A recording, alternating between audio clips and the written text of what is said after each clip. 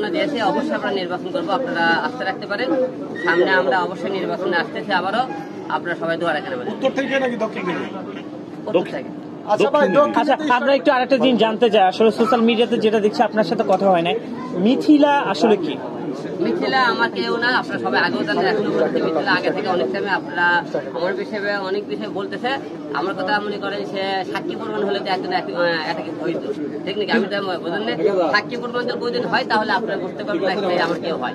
সেটা আমাকে সে ভাইরাল হওয়ার জন্য সে আমাকে অনেক কথা, আপনার কয়েকদিন আগে নিশি নামের একটা মেয়ের আপনার এই সাক্ষাৎ করেছিলেন না, নিশি আমার নামে অনেক কিছু বলেছিলেন না, সেই নিশি আবার কিন্তু উল্টা আপনাদের কি বলছে, সাক্ষাৎটা দেখতেন যে হিরো আলম যে আমরা আইডি সাথে নক করেছিলাম সম্পূর্ণ ফেক আইডিয়া হয়েছিল, আলম ভাই ভুল বোঝা হয়েছিল, আলম ভাইকে ভুল বলে বুঝেছিলাম।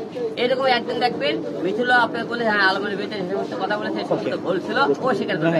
কক্সবাজার নিয়ে মিথিলাকে আপনার যে লোক সেলিমকে দিয়ে আপনি চেষ্টা করেছেন এবং আপনি তাকে নাকি রিয়ামনি আর আপনি কি মেরেছেন, এই বিষয়টা আপনি একটু ধরে দেবেন। মিথ্যা বানাত শুনেন, আমরা যেদিন অসুস্থ হয়ে আপনারা সবাই জানেন, সেই দিন আমি ঢাকা থেকে আসার পরে আমি রিয়া, মিথিলা এবং সেলিম আমরা সবাই গাড়িতে আসলাম।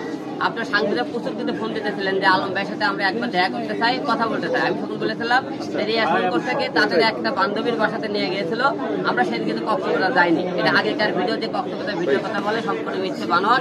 এই ভিডিওটা আগেকার, এই ভিডিওটা এখনকার না।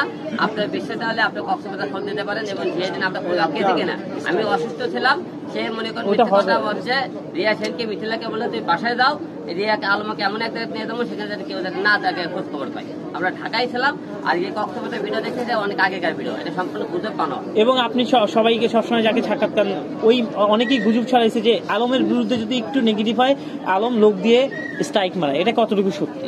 এটা আপনারা শোনেন, কেউ যদি নেগেটিভ আপনারা নিউজ করে থাকেন হয়তো স্ট্রাইক খাইতে পারে, আর নেগেটিভ কেউ না করে থাকেন তো কেউ স্ট্রাইক মারে। নেগেটিভ বলতে যে আমরা তো আসলে সাংবাদিক, আপনি যেই কথাটা বলবেন তুলে ধরবো, এই যে আপনি এখন বললেন যেটা তুলে ধরবো, আর একজন যখন তুলে ধরবো আবার সে বলবে আমরা তুলেই ধরতে থাকবো, আমাদের কাজই হচ্ছে এটা। এখন আপনার সব কাজ হাতে সবার পছন্দ না হতে পারে, হয়তো এমন কিছু করছেন সেই কাজটা তার পছন্দ না হতে পারে। আপনি যদি একটা নেগেটিভ পজিটিভ করবেন, সে একটা লোকের আমি যে একটা কথা বলছি সব কথা আমার পছন্দ হবে সবার তা না, আমাকে গালি দিতে পারে।